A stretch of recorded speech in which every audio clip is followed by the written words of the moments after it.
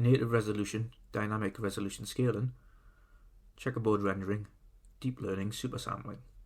All phrases you might have heard before, but do you know what they are and what they mean for the games we play? Let's take a look.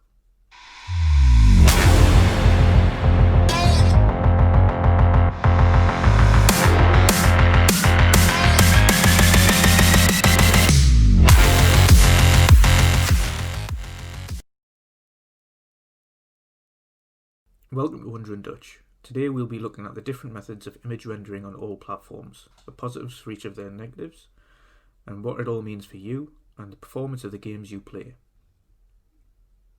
We will start with the main rendering method first, and often the most controversial. First up, native resolution. A native resolution is the exact number of pixels of an image drawn at the exact dimension required. That native resolution can be extended to cover the screen dimension, but the number of pixels drawn will remain at the native pixel dimensions that have been set and does not differ from that set number. The higher the set native resolution, the higher the load on the GPU. Native resolution is the cleanest and sharpest method of image rendering across all platforms.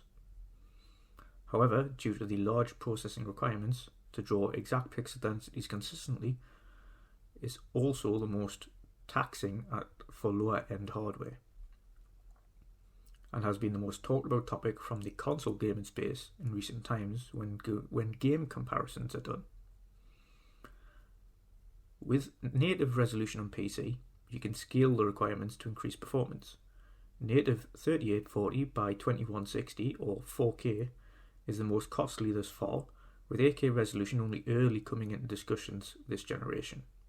Native 4K resolutions provide the most crisp image for any title with little to no dithering on image sharpness, dithering being the pixel artifacts or fuzziness on lines of objects. However, as mentioned, native resolutions come at a cost. The higher the resolution, the greater the load on the GPU, leaving less available space for performance tasks in-game such as frame rate drops, or frame rate inconsistencies, for example. If you're wanting to stick with sharpness of a native resolution, the best method of increasing performance is to reduce the native resolution selected, for instance reducing from 2160p to 1800p to 1440p, or the bottom end option 1080p or 720p. Each drop comes with an increase in performance. As you might see in certain esports games, such as CSGO for instance, you'll tend to find the competition either uses 1080 or 720p to get upwards of 200 frames per second. However, on larger screens, the more the drop, the more you will notice the smoothness of an image and less of the sharpness. It doesn't look great. It does, however, dramatically increase the performance in games. This, however, is not a commonplace option outside of the PC space, and on console, the native resolution of the game is often chosen by the developer prior to release and cannot be changed.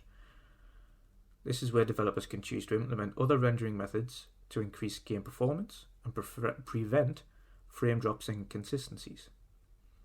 And that goes nicely into the next rendering method, dynamic resolution scaling, or DRS. Dynamic resolution scaling draws a native image, however, this option, programmed by the developers, ensures the game aims to achieve the target resolution whilst also ensuring a locked frame rate target. The game developer can choose to set the native resolution target as 2160p or 4K for instance, with a frame rate target of 60 frames per second.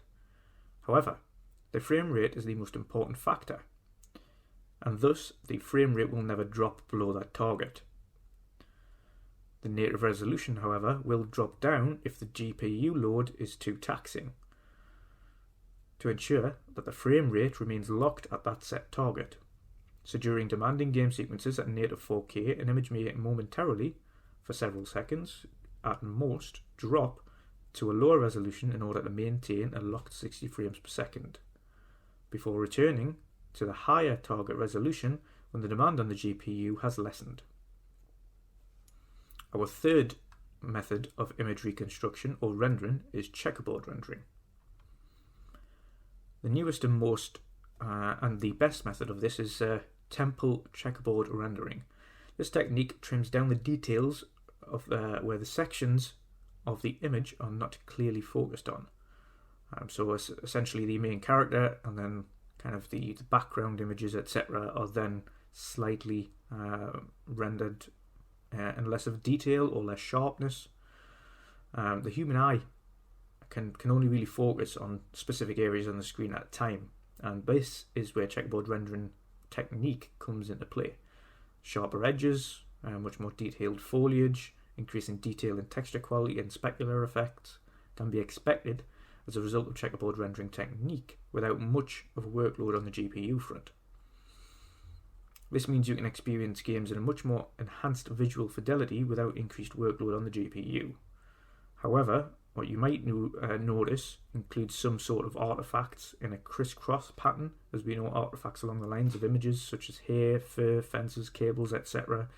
You'll see a little bit of a blocky kind of a fuzziness to it. The major benefit, however, of checkerboard rendering is to achieve a spectacular image result whilst also obtaining and achieving higher frame rate targets for games, or more consistent frame rate targets, and ensuring a smoother performance without really sacrificing image quality. And then we go on to the last and newest option to image rendering or upscaling, and that is DLSS, or Deep Learning Supersampling, created by NVIDIA. This is a newer method, as mentioned there, of kind of upscaling an image. DLSS is an AI method, so artificial intelligence, so where the AI learns where to increase or decrease image quality to retain the image sharpness despite not outputting a native resolution. So for instance, it can upscale from 1080p to 2160p without losing any sharpness, essentially without losing any fidelity. The image itself remains extremely crisp, and it's very hard to differentiate between 1080p and 2160p using DLSS. DLSS, however, was created mainly to achieve higher performance for ray tracing on the PC. DLSS is specific to PC as it stands at the moment. So what this allows them to do is essentially, instead of drawing a 4K image, they will have a 1080p image, upscale that to 4K. Again, instead of kind of using all the graphical or the GPU resources on using a much larger resolution, we'll keep the resolution down, upscale it using DLSS, and that leaves a lot more headroom for ray tracing to be much more pronounced. Other companies, of course, are starting to delve into AI upscaling methods. Microsoft, of course, being one of those who has spoke about that recently with AIML, or Artificial Intelligence Machine Learning, to aid an increase in output resolution, frame rates, and maximise ray tracing on their platform. As you can probably assume, ray tracing, or to achieve a higher quality ray tracing on consoles in the first place, is a much more difficult task. So machine learning or artificial intelligence DLSS methods is really the route they need to go down if they want to push on with higher fidelity, higher sharpness in the images, whilst also implementing a greater performance and ray tracing all at the same time. It's unlikely we will see these consoles push a native 4K resolution with ray tracing at 60 frames per second this generation, as much as the hardware is a very capable hardware. It's not quite on the, let's say, the level of the RTX 3080 or 3090 cards, with additional DDR6 RAM and larger SSDs, faster SSDs, as well as DX12U on PC, for instance. So it's never going to kind of really stand up to the test of a full-blown rig on PC. However, these methods can make ray tracing on a console platform very much a possibility, and a much sharper image, and also then retain the performance and have a higher fidelity of ray tracing. DLSS, however, and machine learning, or AI machine learning, is very much in its infancy, very early in the life cycle, so we don't expect to see this over the next couple of years, but certainly see it creep in to games more and more as the generation kind of progresses.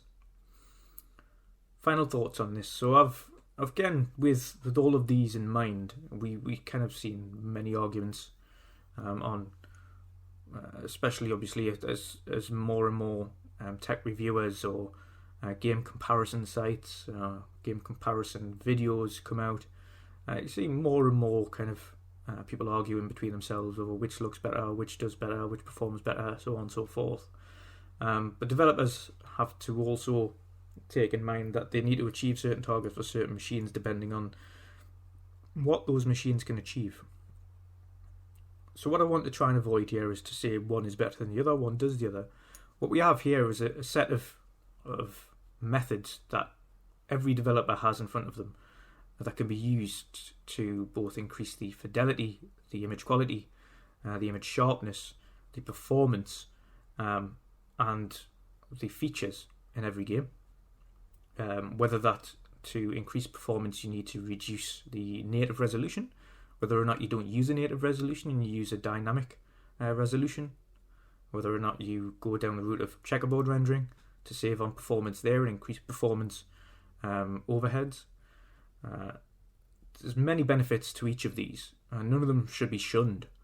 Really, the tools that are available and the methods that are available to the developers should be chosen by them. At the end of the day, we are progressing, and this will only help, all of these tools will only help the industry progress more. Now, I hope you've enjoyed the video today.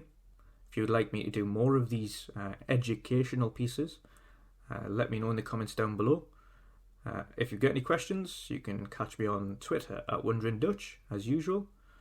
If you haven't already, please leave a like and subscribe, and I will see you again next time. Bye.